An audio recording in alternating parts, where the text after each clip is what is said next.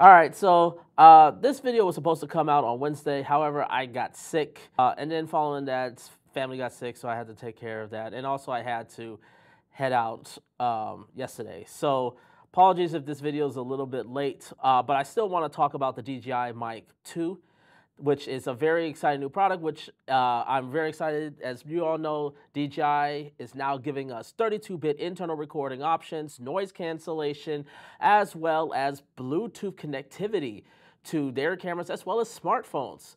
But there are some things that you should be aware of this product, and this is what this video is. I'm not an influencer, so I'm not here trying to sway your way.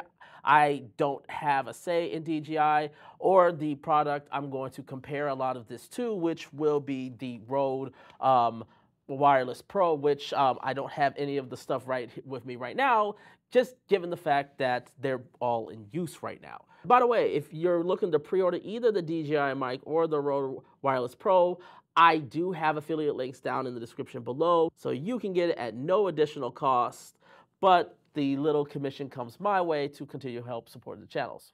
But I want to compare this because I want you guys to be aware of some of the things some of the differences between the Rode Wireless Pro and making better buying decisions. So there are some 5 things that are negatives and some are not necessarily negatives, but these are things that necessarily I feel you should be aware of. But we're going to go over some of the initial thoughts as well of the DJI Mic 2 system.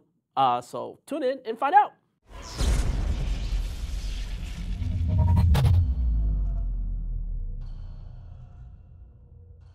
What's going on, everybody? My name is James Jackson. If you're new here, I do tips, tricks, news, and reviews for the film and video making industry. So if this is content, make sure to hit that subscribe button and hit that bell so you can stay up to date on all the content going forth. All right, I'm not going to waste any of your time. Let's start into some of the features, particularly with the design features. Now, I will like to just say I really do appreciate the design of the Mic 2, barring the big brand logo right on the front of the transmitter. Kind of wish it was a little bit more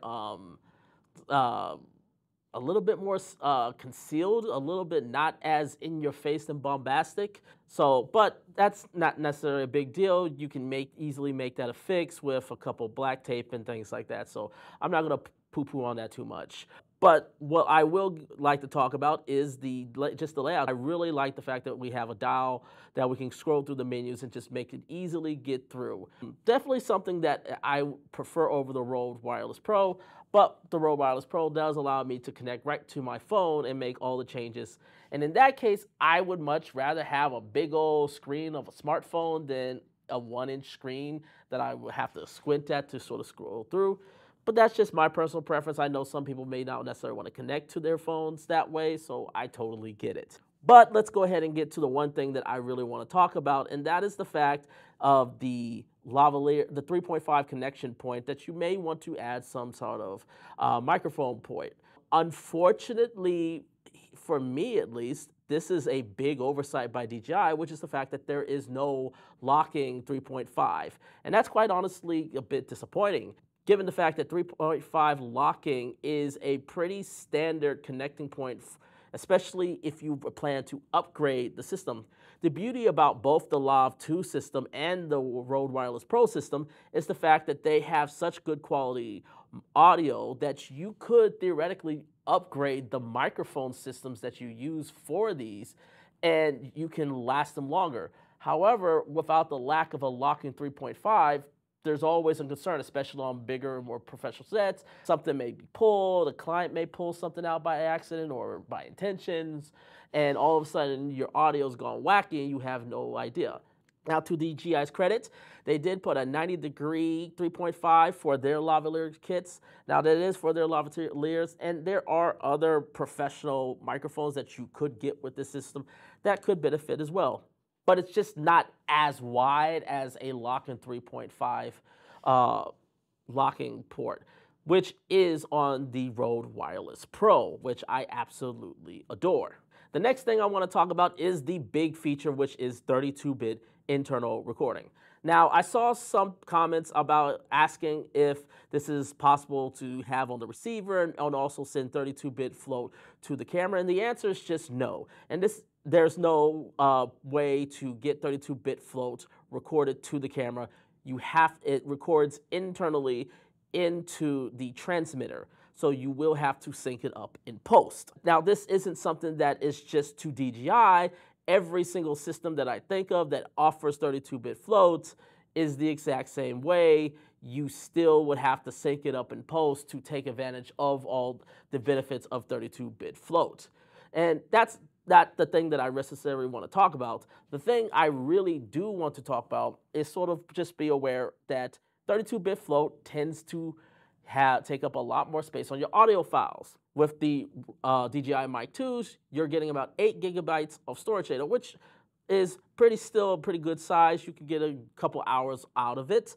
However, the Rode Wireless Pro, on the other hand, does allow you 32 gigabytes of storage internally recording to each transmitter, which is a huge, about 4 times more than what the DJI Mic 2 offers. Which, if you're looking for something, especially if you're doing long-term, maybe you're at a multi-day event where you have to record something for long terms without stop, this may be a make or break for some things. Now, obviously, if it's a major budget thing, you're probably going to use for something else. But if maybe you're working on smaller events or something where the budget is very tight, these things will work very well. But for me, the Rode Wireless Pro is just a little bit better with that internal storage. Number 3 on the list that I want to talk about is the feature that I think a lot of people have been exciting about, and that is noise cancellation. And for good reason. It's a new artificially intelligent feature that DJI is promoting that allows you to remove a lot of that background noise right there in the audio, so you don't have to worry about it, and it focuses more on the voice. Now, this is something that a couple days ago that Hollyland actually put out with their Mark II, not Mark IIs, their Lark IIs, for people that may be going out there and shooting themselves, and you need quick turnarounds, I can totally see that being a benefit where you really need to just get it in and maybe get it back out in another day. I have issues with noise cancellation, these features, and unfortunately, my concerns based on what I have heard from every single YouTube video that has shown off this feature, it's the same thing. And that is the fact that you create some digital artifacts in your audio system because certain frequencies that it takes out all of a sudden takes out parts of your voice, and all of a sudden you start sounding very robotic. Does the audio sound coming from the DJI Mic 2 with noise canceling on? Hopefully the wave noise, all those things will... Like, it probably helps eliminate a lot of the sound from the background, but I feel like usually you get kind of almost a robotic voice. Which one sounds better, with the voice cleaning on or with it off? Is this better? So I've never been actually a fan of this because once it's in your file, you can't get rid of it. Even if you're filming in 32-bit float recording, if the mic gives you that signal and it puts it in the file, it is there. And it's either almost impossible to get out, if not impossible, or it is very, very difficult to fix in post, and you're stuck with it. And with NLEs, with post features like DaVinci Resolve's voice isolation, doing literally the exact same thing where I can just handle that in post, and also gives me way more control over how much that modulation affects my overall audio, versus something that's already baked into my audio file. It's something that I can work with there and to my liking, and without completely destroying my audio files and my audio work.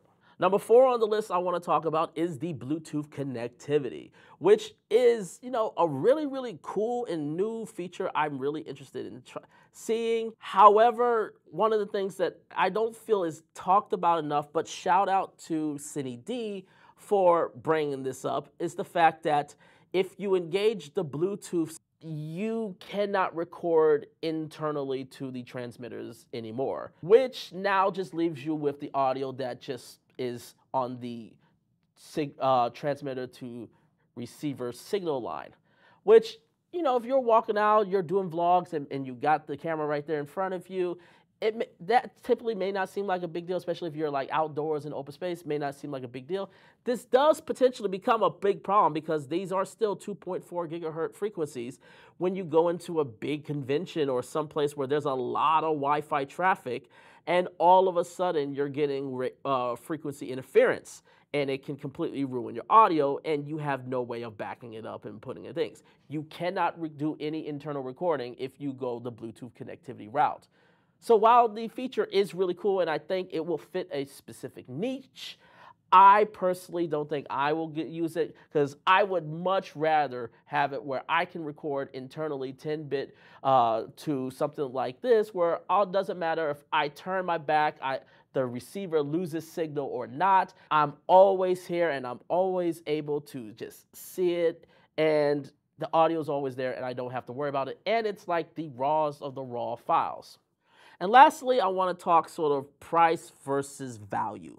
Now, the DJI Mic 2, the kit that's going to be compared to, say, the Rode Wireless Pro, it's going to be $340 versus the Rode Wireless Pro, which is $399, so $350 versus $400. Now, with the DJI Mic 2, you get the 2 transmitters, the receiver, you get the case, and then you get a nice little cover with the case. You get the different connection points for your Thunderbolts and your Lightning ports, and then a few other additional accessories like some windshield covers and things like that. With the Rode Wireless Pro, even though it's $50 more, you get significantly more. The key thing being you get 2 lavalier microphones that are locking lavalier microphones. You get also windshields, you get pop foams, you get magnets, and also different connection ports as well. But the lavaliers are the big value first because you don't get that with the DJI Mic 2s, and those are an additional $40, which means you will ultimately, if you were to get this set, to compare to, you'll actually end up spending more on the DJI Mic 2 versus the Rode Wireless Pro for its same features. Now, having said all that, the DJI Mic does have a little leg where it can downgrade, which the Rode cannot. Where the DJI Mic 2, you can just buy the transmitter and just sort of treat it as like your field recorder, which will be very weird since you don't have necessarily the best way of sort of controlling the settings. You will then need to get the transmitter receiver setup, which is about $215, I think. Still cheaper than the Rode Wireless Pro if you still want to keep that field recorder sort of minimalist setup, which is really cool.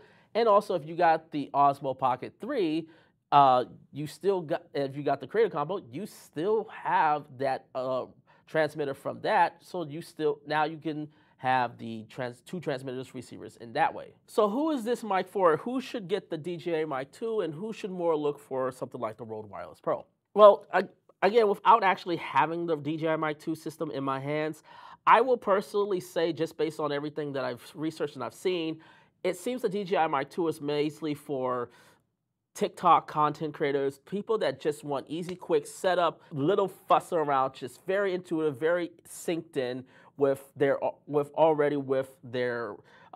production workflow. When I mean production workflow, I mean like their camera workflow. However, for more bigger productions or more professional, if you're going more professionals with your content creation, whether if it's film, video, or just professional, I just feel the Rode Wireless Pro is just a better option. There's a lot to love about the DJI Mic, but that lack of a lock-in 3.5 is a big miss in my opinion. And the fact that I also didn't mention the Rode Wireless Pro does have time code, though it's not perfect by any means. And I'll discuss that when I go into my review of the Rode Wireless Pro. So tune in and subscribe to the channel to make sure you hit the bell so you know when that review drops. But yeah, I just feel this is just better. Just because of that 3.5, because I can upgrade my microphone while keeping this more intact. I got time code on the Rode Wireless Pro. I don't have that. Even though I like the compact of the DJI Mic 2, I don't like the big brand that's on directly in front of it. Whereas Rode's is not as noticeable. Again, both are easily fixable, but it's just not as noticeable on the Rode. And also, I just love the fact that you get 2 lavs with the kit already. So you got something you have to start. You don't have to buy the additional stuff as well. But yeah, I would just love to know what you guys think. Between the Rode Wireless Pro and the DJI Mic 2, which one would you prefer? Let me know. Leave your comments down below. And as always, make sure to hit that subscribe button. And until next time, take care, everyone.